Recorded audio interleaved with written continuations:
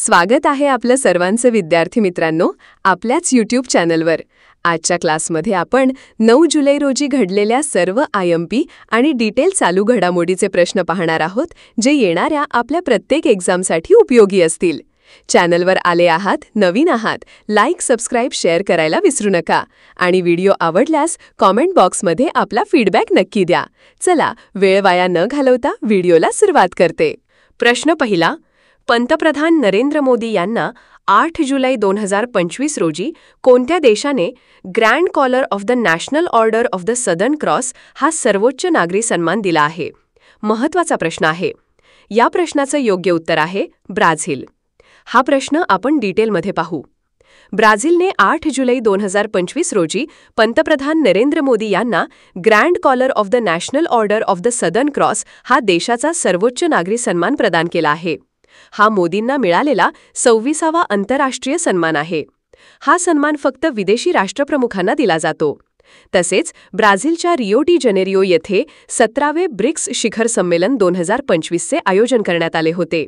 मागच्या वर्षी 2024चे 16वे ब्रिक्स शिखर संमेलन हे कझान, रशिया येथे आयोजित केले होते।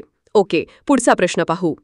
प्रश्न दुसरा, कोणत्या राज्याने गावांना आत्मनिर्भर बनवण्यासाठी मुख्यमंत्री वृंदावन ग्राम योजना सुरू केली आहे? या प्रश्नाचं योग्य उत्तर आहे मध्य प्रदेश। स्पष्टीकरण समजून घेऊ। मुख्यमंत्री वृंदावन ग्राम योजना ही मध्य प्रदेश सरकारने सुरू केली आहे, ज्याचा उद्देश ग्रामीण भागातील गावे आत्मनिर्भर बनवणे आहे। या योजनेअंतर्गत अशा गावांची निवड केली जाणार आहे जिथे किमान लोकसंख्या 2000 असेल आणि किमान 500 गायी किंवा बैल असतील। या गावांमध्ये जैविक शेती, गौपालन, सौर ऊर्जा, जलसंधारण आणि रोजगार निर्मितीवर विशेष भर दिला जाणार आहे। ओके, प्रश्न तिसरा, 3x35 हा जागतिक आरोग्य उपक्रम कोणत्या आंतरराष्ट्रीय संस्थेने सुरू केला आहे?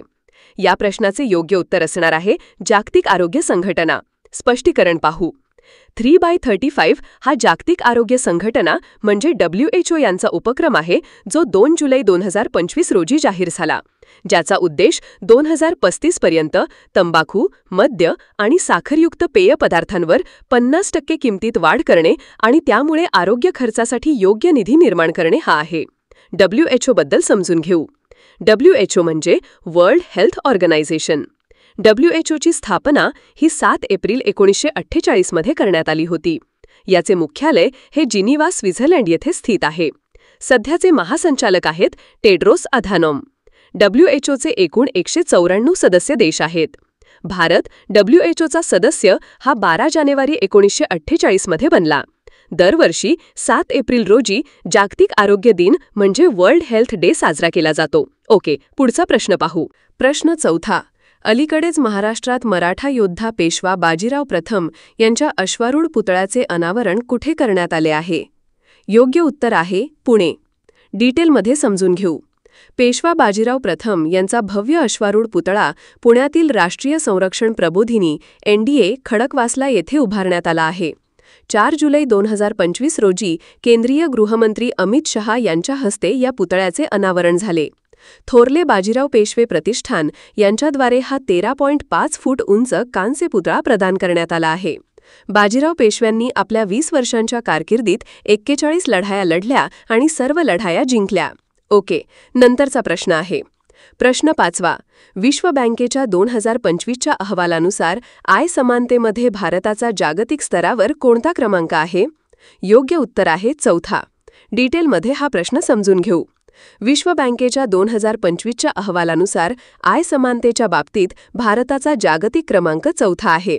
भारताचा गिनी इंडेक्स स्कोअर फक्त 25.5 असून तो अमेरिका व चीनपेक्षा खूपच कमी आहे। या अहवालात भारताला मॉडरेटली लो इनइक्वालिटी म्हणजे मध्यम प्रमाणात कमी विषमता असलेला देश मानण्यात आला आहे। फक्त स्लोवेनिया, चेक गणराज्य आणि स्लोवाकिया हे 3 देश भारताच्या पुढे आहेत। ही स्थिती भारतात उत्पन्नाचे वितरण तुलनेने अधिक समान असल्याचे दर्शवते। ओके, प्रश्न सहावा, BRICS chamber of commerce and industry महिला विंगची सहअध्यक्ष म्हणून कोणाची नियुक्ती करण्यात आली आहे? या प्रश्नाचं योग्य उत्तर आहे प्रियंका कक्कड। डिटेलमध्ये समजून घेऊ। आम आदमी पार्टीच्या प्रमुख प्रवक्त्या प्रियंका कक्कड यांची BRICS chamber of commerce and industry महिला विंगची सहअध्यक्ष म्हणून 2025-2027 या 2 वर्षाच्या कालावधीसाठी नियुक्ती करण्यात आली आहे. त्यांच्या नेतृत्व कौशल्य आणि महिलांच्या सक्षमीकरणातील योगदानाची दखल घेत ही निवड करण्यात आली आहे. ओके. 7वा प्रश्न आहे, सुरिनाम देशाची पहिली महिला राष्ट्रपती कोण बनली आहे?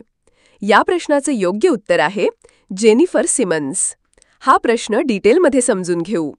सुरिनाम देशाच्या इतिहासात पहिल्यांदाच एका महिलेला राष्ट्रपतीपद मिळाले आहे. जेनिफर सिमन्स यांची 6 जुलै 2025 रोजी संसदेमार्फत राष्ट्रपतीपदी निवड झाली. त्या सुरिनामच्या पहिल्या महिला राष्ट्रपती ठरल्या आहेत. ही निवड एक ऐतिहासिक टप्पा मानली जात आहे. ओके. प्रश्न 8वा. भारताची पहिली खासगी अंतरिक्ष आधारित इंटरनेट सेवा सुरू करण्याची अनुमती कोणत्या कंपनीला देण्यात आली आहे? योग्य उत्तर आहे अनंत टेक्नॉलॉजीज. स्पष्टीकरण पाहू. इनस्पेस म्हणजे Indian national space promotion and authorisation सेंटरने Hyderabad स्थित अनंत टेक्नॉलॉजीज या कंपनीला भारताची पहिली खासगी अंतरिक्ष आधारित इंटरनेट सेवा सुरू करण्याची अधिकृत मंजुरी दिली आहे. ही सेवा 2028 पासून सुरू होण्याची शक्यता आहे. या कंपनीचा स्वदेशी सॅटेलाईटद्वारे भारतभर हाय स्पीड इंटरनेट सेवा देण्याचा उद्देश आहे. या कंपनीचे अध्यक्ष हे सुब्बाराव पावलुरी आहेत. ओके. नंतरचा प्रश्न पाहू. प्रश्न 9वा. पंतप्रधान नरेंद्र मोदींना जुलै 2025 मध्ये कोणत्या शहराने की टू द सिटी सन्मान प्रदान केला आहे? योग्य उत्तर आहे ब्युनस आयर्स. हा प्रश्न डिटेलमध्ये समजू.